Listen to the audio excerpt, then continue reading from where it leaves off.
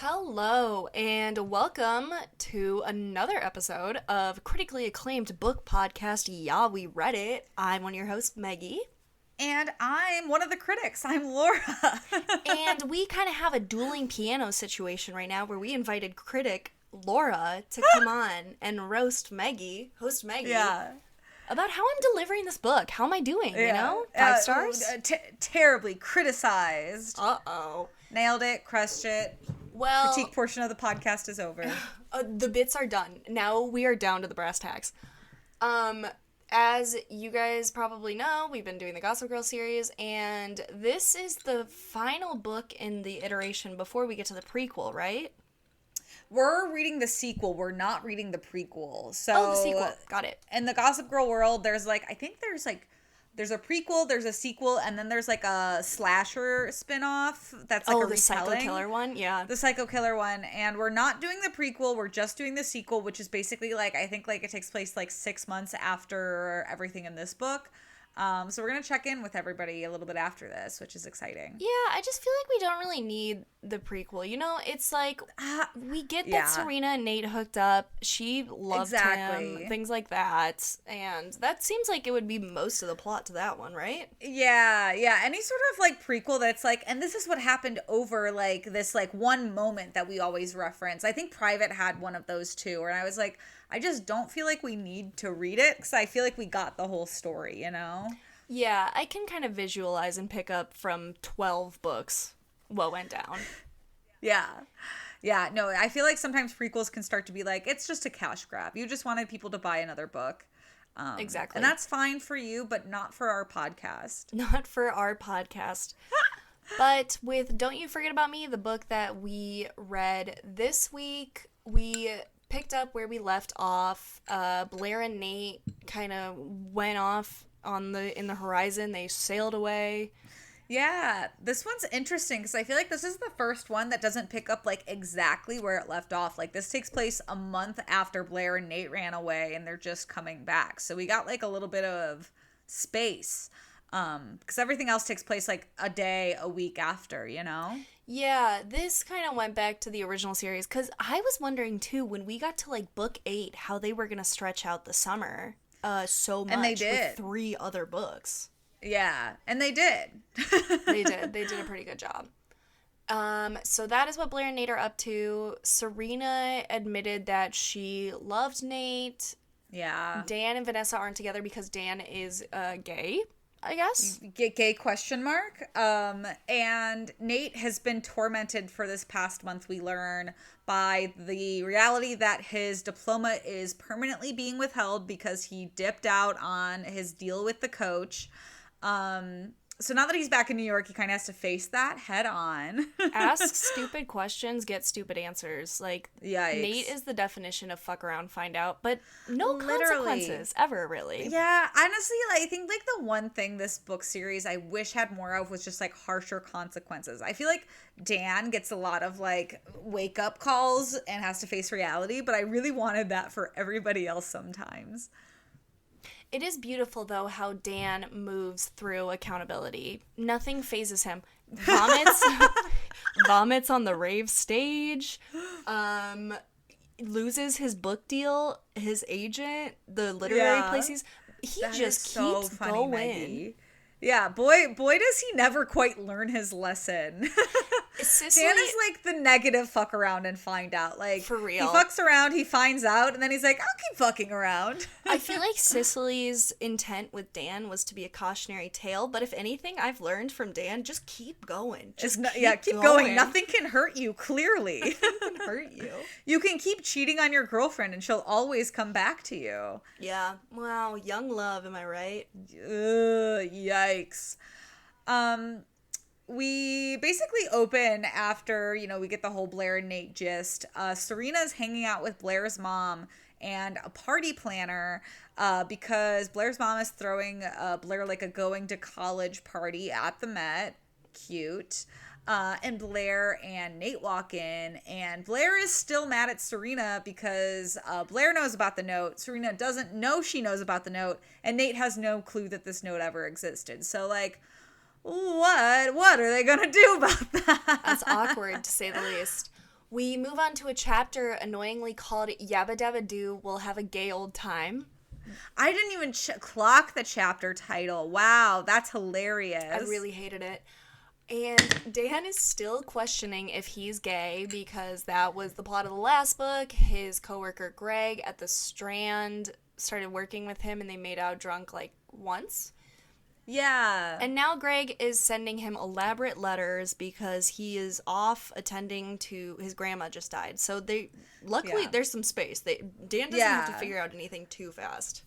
Yeah, but like Dan's like, I guess we're a thing. That's kind of the vibe we get over the past month. And Vanessa, we learn here, is starting to miss Dan, which I think is so horrendous because Dan has put Vanessa through so fucking much. Well, she admits that she's more attracted to him now that he's gay. And it's like... Vanessa, what does that mean about you? I don't know. I mean, sweetie, bi men are where it's at. So she's just spitting facts right there. In this moment, Dan's mom does show up after 10 years gone. She's like, this is my opportunity. This is my window. Because she's going to celebrate him being gay. Yeah. She left her 14-year-old daughter in Prague to come welcome her son to the queer community. And her first thing she's going to do is give him some gifts. She gives him a giant flashy pink jumpsuit. She gives him a gay book all about being gay. And she tops it off with a penis eclair. Meggie, out of those 3 gifts, which one do you think it would be the best one for welcoming somebody into being gay? I mean, if the jumpsuit fit, it would have been the jumpsuit because, I have to update my wardrobe. And then it would be followed by an eclair. I would really love to eat an eclair. But the fact that it's, like, cream-filled and I'd have to have my family watch me and know they're envisioning me sucking dick. A cock, yeah. As a man would be kind of weird. I'd be like, wasn't expecting my mom to do this. Yeah, a little suggestive for a parent-son relationship. But I guess we'll give it to her for just, showing up. Exactly. I think the best thing a parent can do, given what your child is interested in, sit and listen to their interests. Let them talk about the L word for an hour or RuPaul's Drag Race. That's all you need to do. Exactly. Which gay are you? Drag Race or the L word? Exactly. There's only 2. You can only be one of 2. Exactly. You like one or the other. There's lanes, people. Exactly. But we check back in with Blair. Blair's family, her mom tells her all about this idea for the party at the Met. And she drops a bomb that it's actually going to be a going away party for the whole family because everybody is moving to LA inevitably so soon. And also we find out that her dad has adopted twins from Cambodia. Could you imagine leaving for a month and then you come back and it's like, oh, by the way, we're all moving across the country, so you'll see us on winter break. And also your dad has more siblings for you. Isn't that cool? They just loaded so much up to her plate to process. Poor Blair. Literally. Eleanor, her mother, does recruit Nate and Serena to do a task that they can't tell Blair about, which is just going through photos for this goodbye slideshow for Blair, which is drama. Because they're going to be running around. They're going to be giving Blair the runaround for that. Yeah, they're going to be sneaking around. But Dan's mom has decided that she will take his room while she is visiting, and Vanessa and Dan will get to just be girls who gossip and slumber party. And we also get a big bomb drop from Vanessa's sister, Ruby, who calls and says that she's marrying Piotr, the guy that she has been dating for maybe 2 months. She's marrying him in a week. The wedding is going to be in a picnic, and Vanessa, as the maid of honor, has to plan the bachelorette party, which, I mean, she's got a week to do it, and it seems like it's just going to be at a bar. That's pretty low stakes. That's great. Yeah. And Dan also agrees to write, like, a wedding poem for them. I don't think we ever actually see the wedding poem. We just, like, make Dan somehow a part of this wedding, which I felt was unnecessary, but... You do you, I guess. I know. I don't think I would want my sister's ex-boyfriend to do a poem at my wedding. But that's my personal preference. But what if he was gay now? Think about that. Okay, you're right. Hey, we've seen Oscar Wilde make the picture of Dorian Gray. You can't tell me Dan can't write something beautiful. You can only write beautiful things if you're gay, is what Laura and I are saying. Exactly. Straight people hit everything the road. else Dan has written has been ugly and gross, so it makes sense. Exactly. Nate is stoned at midnight, as he does. And he is sneaking back into his house after avoiding confrontation with his dad about the captain essentially withholding his diploma. Yeah. His dad, though, is awake, which is the worst feeling, to be high and sneaking back into your house. Oh my God. Nerve-wracking. Spoken as a 30-year-old who has to do that in my own parents' house. Scary. But also, like, what did Nate suspect? Like, he can only avoid his dad for so long. And his dad drops another bomb. We're getting bomb after bomb after bomb. Nate's dad basically lays it down and says, by the way, you're repeating senior year. I'm not bailing you out. Also, you're going to go under the wing of my mentor. His mentor is this guy named Captain Chips from the Navy. Yeah. So do with that what you will. Yeah. Like I don't really get the purpose here, but I don't know. It's like a tougher Popeye the Sailor Man is what I got. Yeah. Blair is, before this, we do get a Gossip Girl note that Dan's mom writes in to deal with his, quote, long latent homosexuality, emailing everyone to, hey, just come to a coming out party. She's going to throw a surprise coming out party for him. That sounds pretty awesome. Surprise gay party. Surprise gay party. Yeah. That's gonna happen, I guess. Blair is trying to go over to Nate, but as we mentioned before, him and Serena are working on an undercover project, so he's being really elusive and evasive on the phone. She storms over to his apartment, and who does she see entering his place but Serena? I would be so pissed. Like, I wouldn't even beat around the bush. I would just, like, follow Serena in and be like, what the fuck? Exactly. That's my man. Yeah, like they just ran away for a month together. Like, literally end of last book. Nate made his choice. You can't flip-flop. You can't flip-flop. No. Dan shows up at his coming out party. Surprise. Chuck is also there and confirms that he and Dan do, in fact, have some unresolved tension, basically confirming that Chuck has been gay this whole time. I thought this was hilarious, and I really kind of wish we had more of an interaction between Chuck and Dan here. I know, I do too. That's basically all that we get from the Chuck-Dan chapter, but I would have loved the crossover. I would have loved it. Chuck and Vanessa at some point in the show hook up, which is also something I wanted to add. I don't think Chuck is gay in the series at all. No, I don't think so. I mean, I got to season 2, so I couldn't speak on the rest of them, but I don't think so. Serena and Nate, as we mentioned, they're going through photos of Blair when the Navy general, Captain Chips, calls him up to meet, and as he leaves, he kind of kisses Serena goodbye on the forehead. Is that And he's thinking about her kissable lips. Like, we cannot forget that. He says word for word that he's thinking about it. Is a kiss in the text on the forehead like a friend zone thing? I wouldn't. That feels very intimate to me. Forehead feels intimate. Cheek is friendly, but also the fact that we know that he's thinking about mouth to mouth is not sitting well with me. I really do hate that this book retreated so much from, like, the little progress we got last book, because, like, really the only thing we got out of the last book is, like, Nate and Blair were finally together. So now that, like, Nate's like, well, I don't know who I'm going to choose. It's like, he picked. Like, why are we doing this again? Exactly. You just spent a month with a girl alone, you psychopath. Yeah, Jesus Christ. The psychopath is the ghostwriter, by the way. True. But I could see Nate doing this, to be honest. Yeah, that's so true.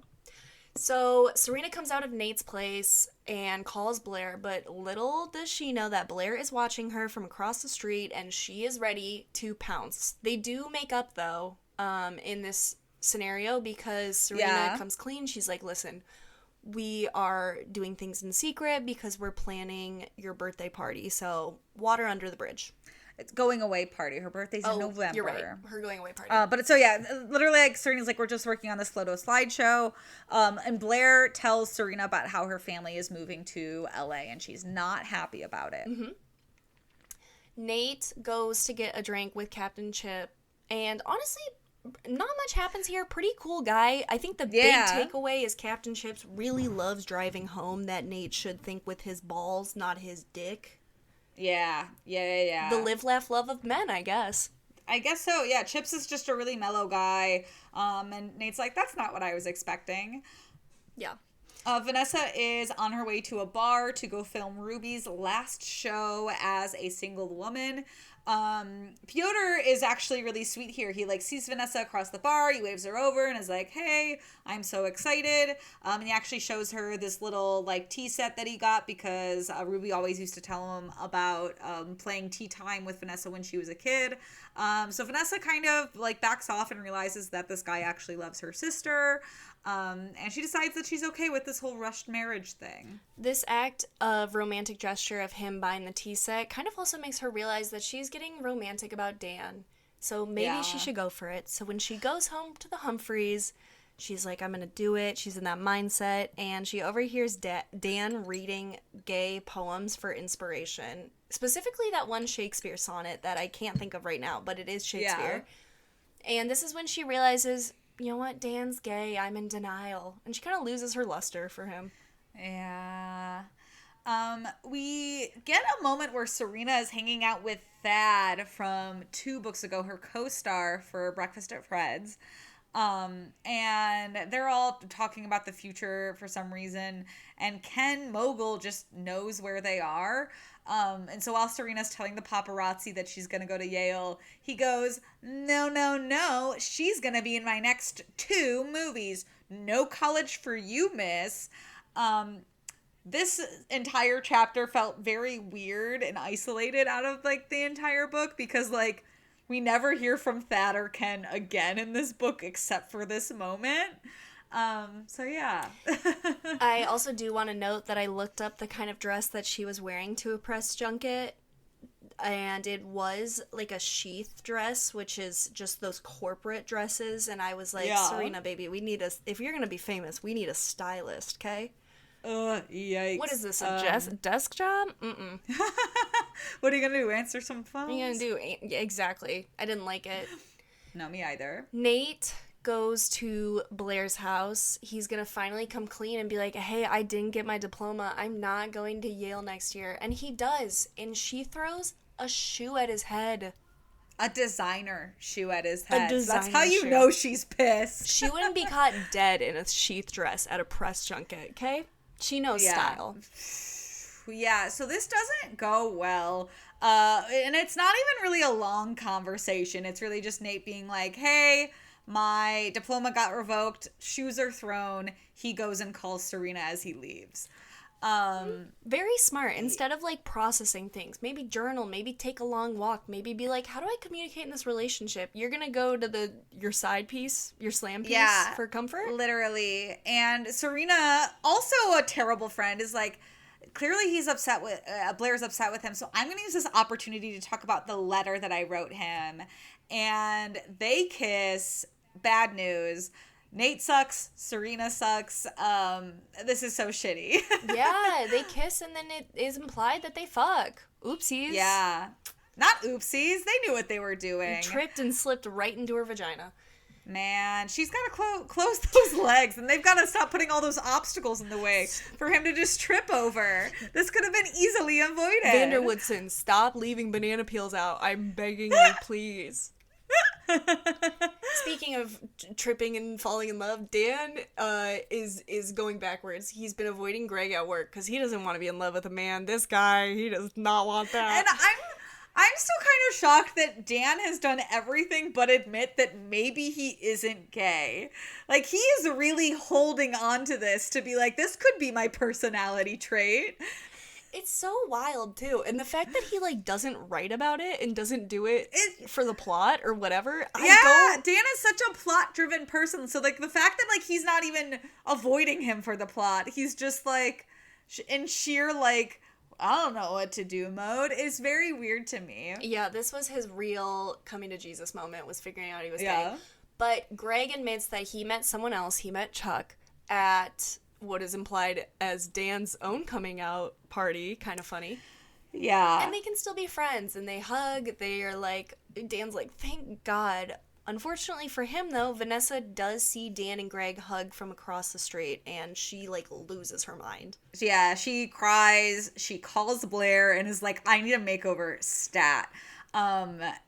Would you ever react that way if you saw your ex hugging their new partner? Like, being like, I need a makeover? Because I feel like I would be like, I need to go on a date. I feel like that would be my normal conclusion, not like I need to change my appearance. My gut reaction was going to be like, no, I'm so much more mature, but I also, it's not going to happen to me now, but it did happen to me once where my ex showed up to a music festival and I was buying MDMA from him with a new girlfriend, and he gave me like 150 milligrams of MDMA, and he was like, are these for your friends? And I was like, yeah, and then I took all of them in front of him. And I had a really bad night, so don't do that if you see your ex. Don't do that. Okay, maybe makeover's a good thing you should do. Yeah, don't put your given life the in story danger. Meggie just told. So yeah, I think Vanessa has, Vanessa has a very normal reaction of like going to get a blonde wig. Yeah, Blondes do it better, baby. I was just saying, like, go download Tinder or something. I feel like that would be like a normal response. Yeah, that's good too. But she goes to a salon and they're like, well, she's bald, so we can't do anything. So they just give her like a platinum blonde wig. And I'm like, this isn't really much of a makeover. Like, I want the full montage of like a wardrobe change, manicure, pedicure, eyeliner. Yeah. Things like that. Princess But we don't get it. Diaries. We literally are just like, here's a wig. So she's gonna be rocking that blonde wig. That's gonna be her plot line for the next few chapters. Nate does come clean to Serena about not going to Yale, and she has a more favorable response, which is empathy. And she tells him that she's also thinking she might not go. She thinks she's going to be doing these movies, and he's like, well, this is great. I'll have one girlfriend in the city, Serena, and I'll have one in New Haven, which is Blair. Nate's like, I can really have it all. Yeah, so Nate is just over the moon for this. Nate tells Serena he loves her too, which is like, no, dude, you just spent a month on a boat with another girl. He's a psychopath. He's crazy. For Ruby's bachelorette, they go to very fun cameo here. They go to the Coyote Ugly bar. A crossover with Coyote Ugly was not what I was expecting this book, and quickly became my favorite part of this book just because of how utterly insane it was. I am crossing my fingers hoping they played Leanne Rimes' Don't Fight the Moonlight at least once in this bar, and I think they probably could have. They might have. Yeah. But for some reason, Vanessa is meeting Ruby there to like have a sister one-on-one. Which is like, if we've seen the movie, which we have, you can't really like have heart-to-hearts in this bar because it's too much. But they somehow managed to do that. They're like talking about how Vanessa's like, I think Piotr's gift implies that he is looking to me as like a housewife, as a person next to them is getting doused with water from the bar. Yeah. And Vanessa clears the air. She's like, no, Piotr loves you. He got this tea set from our childhood. And they get hammered. Vanessa gets up on the bar and she dances. And the boys are hooting and hollering. Yeah, she's like, I'm a hottie too. I can be a Coyote Ugly girl. She is. Jenny makes an appearance in this book. She has come home to pack for school. That is her plot line. This whole book is to come home and pack for school and hang out with her gay brother. She talks to Dan for a little bit. That's about it. Blair and Serena, they go shopping, and Blair can immediately sense that something is up with Serena. And this is when Serena breaks the news that she's also not going to Yale.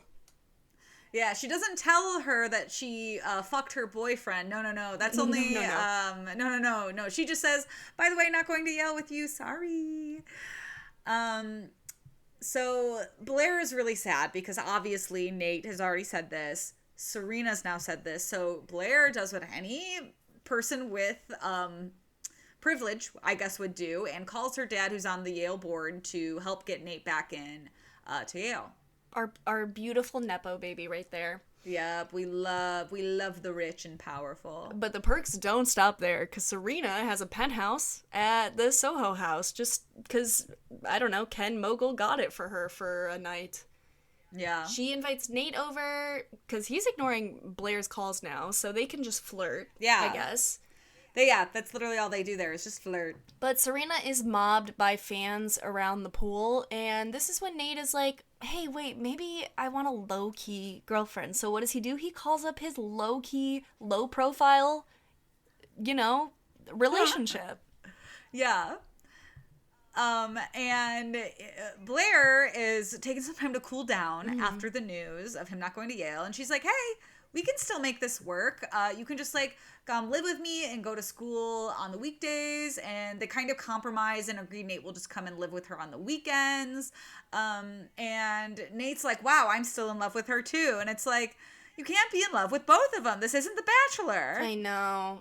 He's got to make up his mind. Yeah. It is Ruby's wedding day. That's a pretty finite, way of expressing love. I bet Nate never gets married. Anyways, it's Ruby's wedding day. Dan reads his poem. It's honestly not that bad. But Vanessa does pick up that it is about her because they maintain, like, prolonged eye contact when he's saying it. Yeah. So. Yeah, and the wedding wraps up in a pretty quickly. I thought it was going to be, like, a little bit, we were going to live in it a little bit more, but we don't. And Nate decides to tell his new best friend Chips, his new mentor, about Blair and Serena because Chips is old, he's wise, he'll tell him what to do, and Chips re-emphasizes, you gotta stop thinking with your dick, you gotta think with your balls, and you gotta make a choice. Exactly. Because Nate kind of starts to take that as like he can have both and not make a decision, and Chips is like, that's the opposite of what I'm saying. You have to pick one. Exactly. And what a perfect opportunity, but at Blair's going away party at the Met night, he could do that. We are at the Met. Blair's dad says that the dean of admissions will let Nate in to Yale. That's so exciting. That's huge news. So Blair beelines over to Nate and says, hey, got you into Yale. And he's like, great, I love you. Yeah, he doesn't seem very excited about the news. No. Do you know, like, that's such a big favor for someone to do for you? Like, that's insane. And also, like, the fact, that's I have so many thoughts sticking on this. your own neck out on the line to look potentially bad at an Ivy League school. Yeah. And so Serena goes and talks to Nate after this, and then he tells Serena he loves her, all in one night. It's not okay. Aaron has come back to pack for Harvard from his road trip, and he is going to try one more time to shoot his shot with Vanessa. He's like, I kind of wish I was staying around New York City so I could be with you, but she's got her eyes on Dan. And great timing for her because Jenny takes this moment to tell Dan that he doesn't seem very gay. And this is all Dan needs to shake the gayness out of him because he immediately goes and interrupts Vanessa and Aaron and they start kissing. So yep, he's good now, I guess. He's been cured, which is what so many suburban parents probably would love for most kids. Oh my God. He's cured. He's not gay anymore. Nate, meanwhile, has gone outside because I guess things are just overwhelming for him since, oh God, I have the attention of two beautiful women. And his dad finds him on the Met steps and he's like, honestly, you do not deserve to have Blair as a girlfriend because she fucking got you into Yale. Yeah, honestly fair. We also do see Chuck with Greg at this moment. Nate just takes note of it. And we head back inside to watch this kick-ass slideshow that Nate and Serena have put together, which notably is playing a Black Eyed Peas song, which I think is so funny because a few books ago, Meggie and I had that bit about how Serena could win Blair back by playing Black Eyed Peas songs. It really is like we manifested it. Yeah, we really manifested a Black Eyed Peas cameo in here. And you're wondering what song it is to say goodbye to Blair, play all of these special moments from her life. It is My Humps. It is fully My Humps. Which would be like the worst thing to put a graduation slideshow to. Imagine a really cute photo of you as a child on like Halloween, and it's just like, it's that part where it's like, so put my milk with my Cocoa Puffs, the one about like sex, but it's cereal. Yeah. Weird. It's a choice. And basically this party concludes that Blair has plans that Nate will meet her at the train station tomorrow. Nate tells Serena that he's going to meet Blair at the train station tomorrow. Serena also says she's going to go there to say goodbye. So these three lovers are going to come face to face with the truth finally. Dan's goodbye is the one that's up next. He's heading to Evergreen to start college, and his mom does reassure him that though she hasn't been around for the past 10 years, she does still love him, even though he's not gay. Yeah. Love wins. Serena shows up to say goodbye to Blair. The time is ticking. It's almost 10 a.m. And Blair tells Serena that she got Nate back into school, so she's just waiting. This is news to Serena because Serena obviously thought that her and Nate were going to be together in New York. And then we check in with Nate, who is rushing to meet a 10 a.m. deadline. He is running to the woman he loves, and it is implied that the woman he loves, hey, it's the sea, baby. He's gonna take off with an old war veteran, Captain Chips, to just sail around the world instead of, deal with the things that he probably should deal with. And Nate does what any mature person would do. He hits send on a pre-typed text that he's been sitting on, and he throws his phone in the ocean so he doesn't have to live with any consequences of his actions. And you're like, surely the pre-sent text must be different and tailored to each girl and his experience. Because it's not. And no, group text to both of the girls he's dating. He texts them both, I'm sailing around the world, I love you both, take care of each other. And he even tells Captain Chips that this is his plan, and Captain Chips is kind of like, that's not really actually what I meant. You can't just leave and then throw your phone in the ocean. Yeah. And we check back in with Blair and Serena, who have just received this text. And for some reason, they're both just like, yeah, Nate's a flake. That's cool with us. Yeah, as Blair's train is taking off out of Grand Central Station, they both yell at each other, you know you love me, and the book closes on that departure. Yeah, we get a final Gossip Girl post that basically sets up for the Carlisle spinoff, which I think was only a couple of books, but those are the triplets that are moving into Blair's apartment. And that's where our book lives. It ends. That's where it ends. It lives and dies. And we talked a bit about this before the podcast, but I was curious in terms of every single young adult book making things a team blank or blank. Personally, I don't think Nate deserves either of them, but which girl do you think he would have been better with long term? Early on in the series, I was really clearly he loves Serena more. It very much felt like Blair was a consolation, but I think about halfway through the series, I was like, him and Serena just aren't right for each other. So I think by the end, I was really team Blair because it seemed like they just had the chemistry that initially Serena and him had. Yeah, I think I go back and forth. I think him and Serena would really get each other, but I don't think that they would push each other to grow as people. Yeah, I think since we got that blip of them kind of dating and he couldn't get it up and he cried all the time because he missed Blair, I was like, well, he doesn't really like Serena because he can't have sex with her. Yeah, I think Blair would have been a better fit for him in terms of pushing him to his quote fullest potential, whatever the fuck that is. And I think Serena would have been a better fit in terms of it would have been more of a best friend partnership, camaraderie. Mm-hmm. So I don't know. I think he honestly would have done fine with either. For some reason, I want to say Serena, but I also think that they would just crash and burn so fucking hard. They feel like a relationship that's built on the fact that they're just hot. I feel like I don't know what they actually have in common together. Because I feel like him and Blair at least have deeper conversations than him and Serena do. That's fair. Okay, I'll let us be split. I think. Yeah. And we can revisit this in the wrap up. We'll all sleep on it and discuss. For sure. For sure. And that little segment is going to bring us to our top 5 segment, our favorite segment. Woo! Top 5! Where we talk about top 5 alternate book endings for the characters and maybe where we'd love to see or think they might go. Yeah. And so we kick off number 5 with Nate, and I don't think we loved that Nate just ran off. It made sense for him.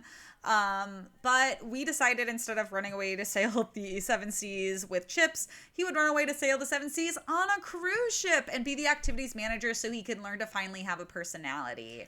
Yeah, I'd like to think he's either maybe on a Disney cruise or he applied to be on a Disney cruise and they put him on like the Drake Passage in Antarctica. Yeah. Ooh, could you imagine? Drake Passage. That's intense. Have you been on Drake Passage TikTok? I and like just like have. what? Isn't that crazy? I'm like, I want to do that just to say I have, you know? I know, I'm the same way. All right.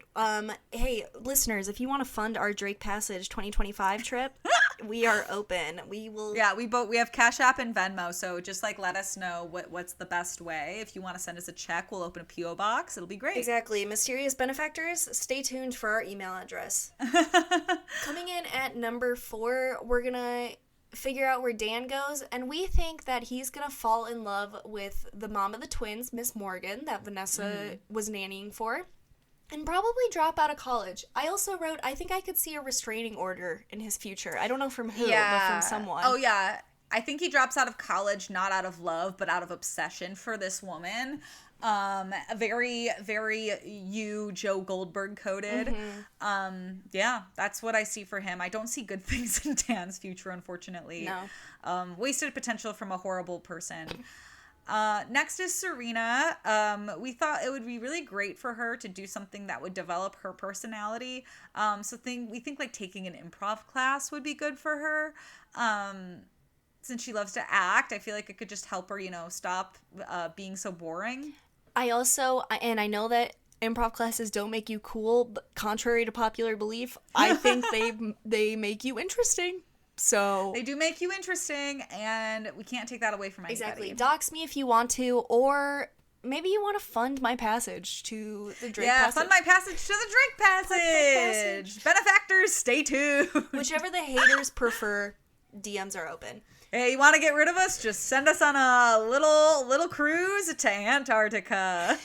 Number 2, that's where we're at. Okay.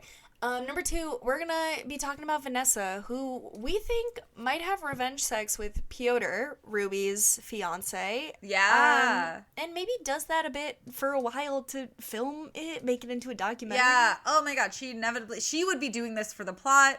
She'd be doing this to get back at Ruby for just like abruptly kicking her out. That would be something so interesting to see. And I'm sure that film would go to some sort of film festival and kick ass or something, because people would be like, she's so raw and full of emotion. I'm sure. Yes. Yeah. And that brings us to Blair. And our biggest alternate bookend here is we wish Blair would have just dumped Nate. Before he got the chance to run away. Blair deserved that. And we kind of just hoped that she would also maybe fall in love with Vanessa, because they kind of had that really close friendship, and that would have been cute. Yeah, I kind of think that if I had to take away one power couple from the book, I really think they could have been a power couple. Yeah. Then I guess that brings us to our canceled character. Maggie, who do you think our canceled character this week is? I think it's pretty obviously Nate. Yeah. I really sat down and was like, who else could be canceled? But Dan, weirdly enough, didn't do anything horrible enough this book to be canceled. No, he had a very human moment of wondering and questioning his sexuality. That's fine. Yeah. That's fine. Relatable. That's normal. But yeah, Nate was awful the whole time and took everybody for granted. And he deserves that. He deserves that.